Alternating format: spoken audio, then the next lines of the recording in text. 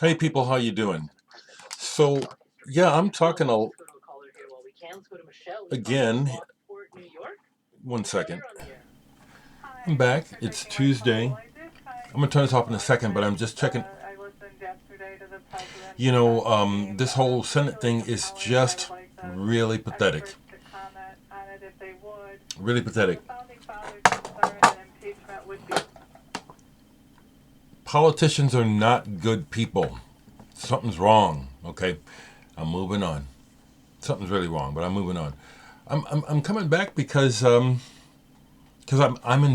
enjoy it. Like I said, my accident has impacted. I'm thankful. I've been thankful for life for a long time, but I'm consciously very thankful and remembering to just come back to the moment a lot because this is all we have. I'm going to talk about some records I listened to, but I come back and talk to you because I want to. Okay, not here to fulfill any requests or any of that shit. I'm here to just talk because I feel like it. Music is my main obsession, so that's what binds us. But it's just I'm thankful to be here, and there's no reason to not share my thoughts. None whatsoever. And so the one thing that I'll say in regards to what's happening in the Senate is hearing it from the president himself that the president wanted to withhold the aid. I am just glad that I am not a lowlife like these people, so caught up in materialism that they'll destroy anyone. They're destroying the world. Okay, what do I want to say? Just talk about some music right quick. Yeah, yesterday was Robert Wyatt's birthday, and on the internet he was getting a lot of love. I love Robert Wyatt and Soft Machine, so I went ahead and pulled and listened to. I just had it. Yes, this one doesn't get talked about very much. It came out in 1991. Dondestan, Robert Wyatt. Robert Wyatt, by now, if you don't know his history, just understand that Robert Wyatt is as important to the history of rock music as I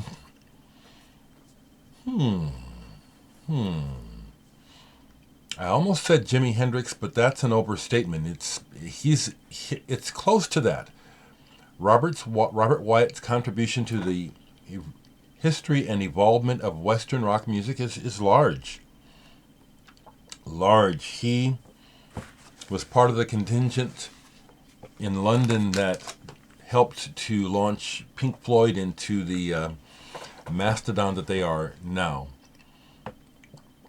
Soft Machine was, in my opinion, a much greater band, but of course that's how it is. The things have to be kind of dumbed down for the masses to get them. It's not an insult, it's a fact. So Robert Wyatt turned, I guess, 75 or 76 yesterday. Never got to see Soft Machine or Robert Wyatt. Love the music. Big influence on my life. Here's another one, Old Rotten Hat, 1986. Don't see these posted in the record groups. People always go back to Soft Machine or Rock Bottom and Ruth is Stranger Than Richard, which are excellent, and I have them right here. My W's are right there so I can grab them. Ruth is Stranger Than Richard. What do we have here? Yeah, Dondestan on vinyl. Shipbuilding. A wonderful Elvis Costello wrote it. Beautiful song. Nothing Can Stop Us. Sleep. I have more. The one more that I will make sure I show you is his very first one, End of an Ear. You don't see this one too often. This one is meanders around a bit. It's kind of free jazzy, but I'm real glad I have it. Last night I listened to about half of this box set because I had never played the entire thing before. Man, did this cook last night. Kraftwerk's Minimum Maximum. I love Kraftwerk. I love good electronic music. These guys definitely new up the game. I've been saying that. I like how I'll go through certain things. Yeah, they upped the game. They did. This is a fantastic box set. You know, their sound is just pristine.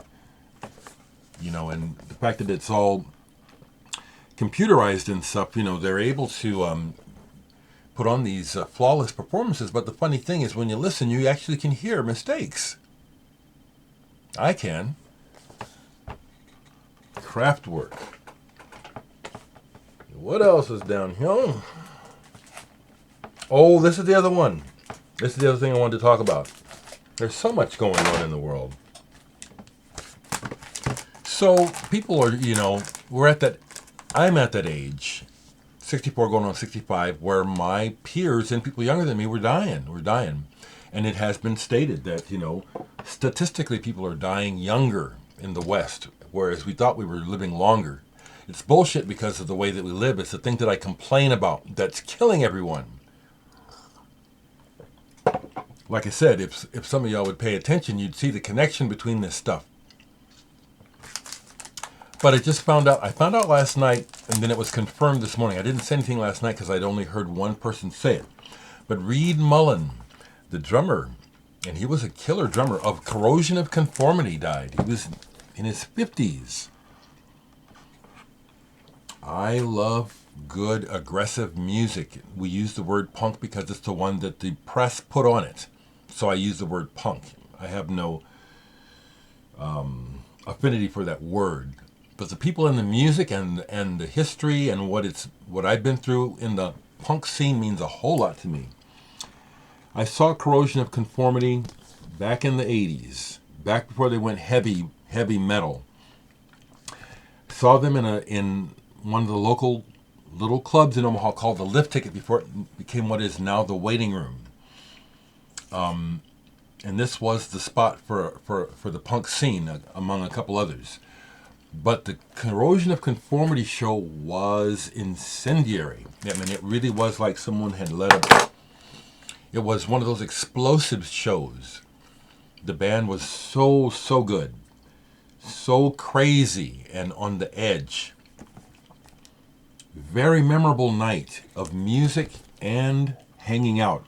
Because they were kids. I mean, they were kids. And so when the show's over, like a lot of shows, they're just hanging out and drinking and smoking pot with everybody. So I got to hang out with COC. I got to mess with Reed. I got to hang out with him and get high with him and mess with him because he was a joker. I didn't know him, but the little bit of time that I was with him, watching him on stage the way he played, which was just everything hanging out. And afterwards, he was just a fun-loving, he wanted to have fun. So rest in peace, Reed. I also have this one, Animosity. Animosity. And I still play these every now and then. I love this stuff. Rest in peace, you know. Every day goes by, somebody else will hear about. Who's it going to be today? And of course someone said, oh, don't say that. Well, I mean, it's like if I say it, it's going to make them die, or if I don't say it, that they'll live. People are dying, you know. We're all going to die. Okay, not going to stay too long here. I wanted to acknowledge that some other things, you know, they just kind of zip through my head, you know. I want to say them, then I lose them. It's okay. It's okay. A couple of CDs that got played yesterday before I went to practice. Chico Cesar. This is something that I got as a promo back when Putumayo Records was trying to establish itself here in America. And I remember that the distributor here in Omaha that my brother worked for got inundated with this stuff. So I got a bunch of Putumayo. I had never listened to this until yesterday. Musically, this is good. Vocally, it's pretty good. But at the same time, I can hear where the guy goes flat and sharp singing. Bugs the hell out of me. This is a good song. My Heart Belongs to You, El DeBarge. I've always kept this because it's just got a bunch of remixes on it. And this has got that 90s funk. I gotta look at the dates when I say things. But yeah, I'm pretty accurate. 1992. The arrangements musically on here are just dope. Pretty much every remix is the beat and the production is just super fat. Now El DeBarge has a great voice, but it's the groove that got me to play it almost all the way through. Okay. Here's something I put on Yacht last night, which is, well, I just never listened to. Let's see how it goes. I've listened to some Linton Kwesi Johnson. Someone from this VC gave this to me. In concert with the dub band. I love Linton Kwesi Johnson. Got CDs. This was just right last night. I love reggae, so the band sounded good. But Linton Kwesi is a teacher and a philosopher. And this was just perfect last night. Words of wisdom. Just basic words of wisdom. Talking about inequality, racism, how it's just never gonna end. You know, just being quiet about white privilege is a problem. And I know that some people who leave dislikes, well, I don't know what your problem is. That's probably it, because you don't like me telling you some facts here. But I'm telling you, this inequality of the races is not okay. And it's been going on for a long time. And a lot of you who benefit from it, you don't want to look at it. You don't want it to change. If you thought about it, you don't want it to change. You have the advantage. But it's wrong. And so I'm just going to keep saying it, you know, because it's part of why there's no hope for the current political system to somehow come out of this wash with something positive. It's a disaster. I'm serious. If you think you are smart and can explain to me how this Democratic Republican bullshit is going to lead to a brighter future for this country. No, I won't say anyone, because you could rationalize that for a few people. But I'd like to hear your thoughts. How this mess that's going on politically is somehow going to bring positive results. The way I see it, the way that they'll bring positive results is when it all crashes and then we have to start over. That'll be the positive result. Like Shiva, the destroyer in Hinduism. Shiva, the god, the destroyer. You know, the whole idea is that, well, the destroyer creates. You know, you wipe out the old, bring in the new, all this sort of thing. You know, and there's even people who are trying to equate what this complete catastrophe of Trump is. They're trying to equate him with that. That that's his job. He's here to be the great destroyer, to bring in the new age. Come on. We could do better. We could do better than that. We can do so much better than that. That's why I'm just not letting up on the shit with Trump and these Republicans and racist, greedy fucking people. We can do better than that. You people aren't good. I know some of you watch me. You're not good people. What the fuck is wrong with you? What the hell is wrong with you?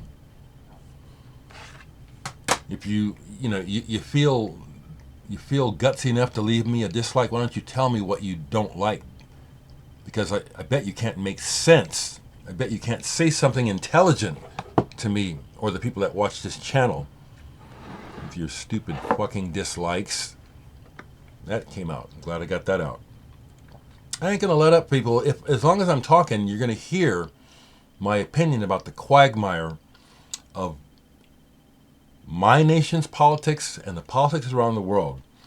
We have greedy bullies with no intention of doing good things for any of their people. Not a one. False hope is no hope. So trying to rationalize to yourself, oh, that's not true. They did this, they did that. It's bullshit. It's bullshit. Look at the picture now. Look at what's going on, people.